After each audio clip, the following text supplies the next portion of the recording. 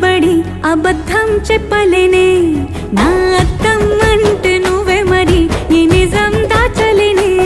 ఆ అద్దం ముందు నిలబడి అబద్ధం చెప్పలేనే నా అద్దం అంటే నువ్వే మరి ఈ నిజం దాచలేనే